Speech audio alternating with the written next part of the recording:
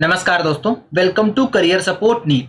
देखिए अभी क्या है, नीट एस्पिरेंट के बीच में जो एक सबसे बड़ा क्वेश्चन आ रहा है वो ये आ रहा है उनके मन में कि नीट का रिजल्ट कब आएगा।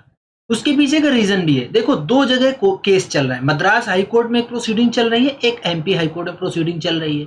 इन दोनों प्रोसीडिंग्स के चक्कर में थोड़ा सा कंफ्यूजन बना हुआ है कि रिजल्ट कब आएगा। हालांकि ऑफिशियल आंसर की और ओएमआर सीट तो रिलीज कर दी है, लेकिन अभी आगे की जो रिजल्ट आने वाला है उसकी डेट अभी तक एनटीए ने कुछ नहीं कंफर्म करी है।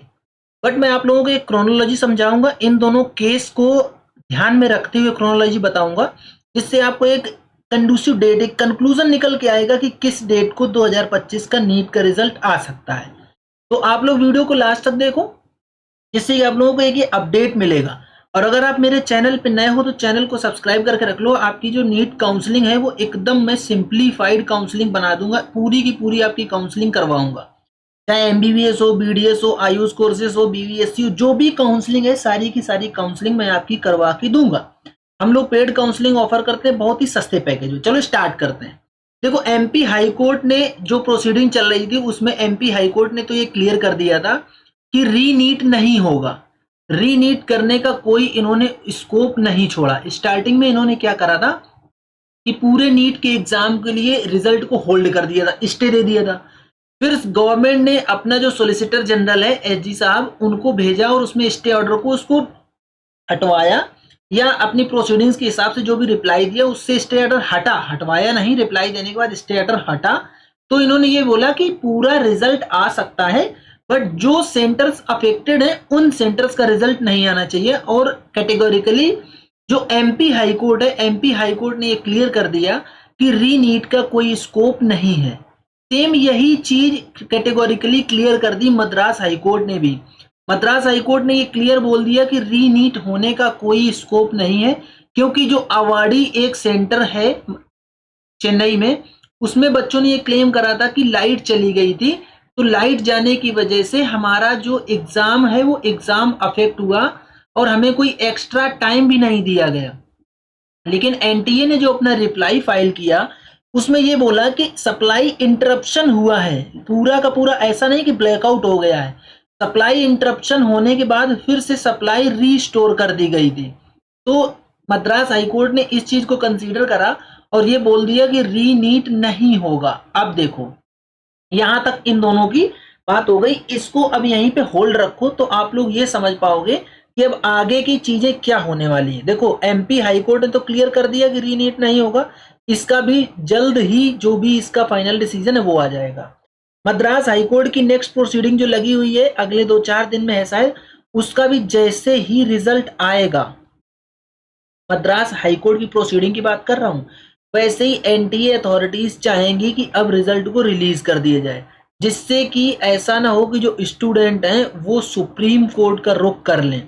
तो इस चीज को ध्यान में रखते हुए ये एक्शन एनटीए ले सकता है। इसकी जो प्रोसीडिंग है, इसकी जो हियरिंग है वो 5 जून की हियरिंग लगी हुई है। तो 5 जून की हियरिंग के रिजल्ट आने के बाद एक चांस ये बनता है कि आपका रिजल्ट आ सकता है। अब इसको यहीं पे होल्ड कर लो। अब देखो मैं आपको ये दिखाता हूं, 2023 में एग्जाम हुआ था 7 मई को, रिजल्ट आया था 13 जून को। 2024 में एग्जाम हुआ था 5 मई को, 14 जून की टेंटेटिव डेट दी थी ब्रोचर में और रिजल्ट आ गया था 4 जून को।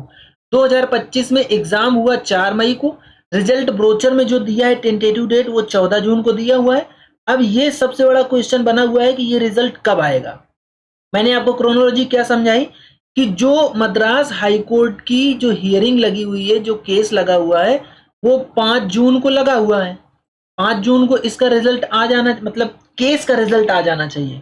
तो एनटीए अथॉरिटी नहीं चाहेंगी कि बच्चे इस पूरे के पूरे केस को लेके जाके सुप्रीम कोर्ट में ड्रैग करें, क्योंकि एक बार मामला अगर सुप्रीम कोर्ट में चला गया ना तो फिर ये और लंबा खिंचेगा।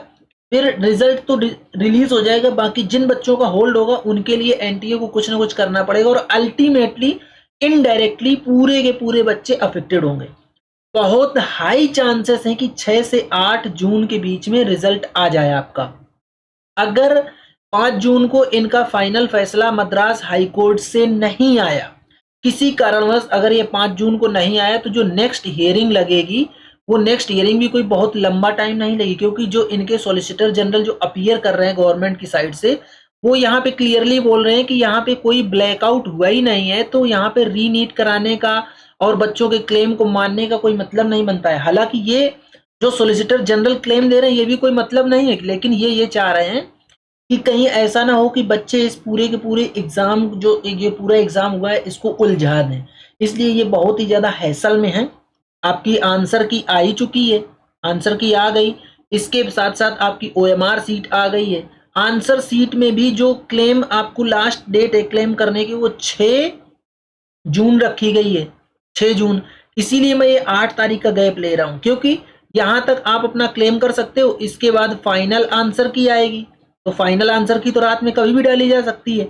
उसमें एनडीए क्लियर बोल चुका है कि आपको ऐसा कुछ बताया नहीं जाएगा कि नहीं आपका क्लेम एक्सेप्ट हुआ कि रिजेक्ट हुआ। तो ये जैसे ही आंसर की आएगी, और आंसर की फाइनल आंसर की आने के बहुत हाई चांसेस है कि 6 जून की रात में ही आ जाए, 6 जून की नाइट में अपडेट हो सकती है, या ज्यादा से ज्यादा 7 जून हो जाएगी। और जैसे ही फाइनल आंसर की आएगी, वैसे ही एनटीए चाहेगा कि सेम टाइम रिजल्ट डिक्लेयर कर दिया जाए। तो जो मेरा मानना है वो 8 जून तक लगभग चांसेस हैं कि आपका रिजल्ट आ सकता है, 8 जून तक। अभी फिलहाल के लिए आप लोगों ने अपना स्कोर चेक कर लिया होगा।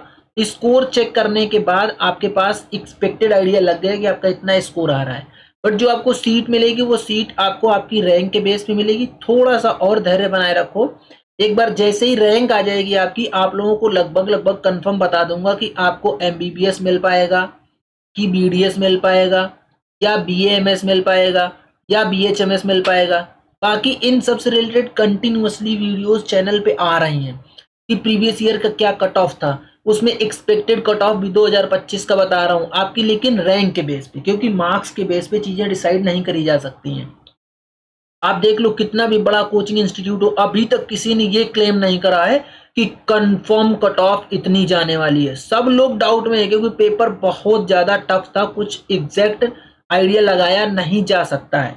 तो अभी फिलहाल के थोड़ा सा और धैर्य बनाए रखो, इंतजार करो। 8 तारीख में डेडलाइन दे रहा हूँ, 8 जून अपने हिसाब से खींच के ज्यादा से ज्यादा जाएगी, 10 जाएगी।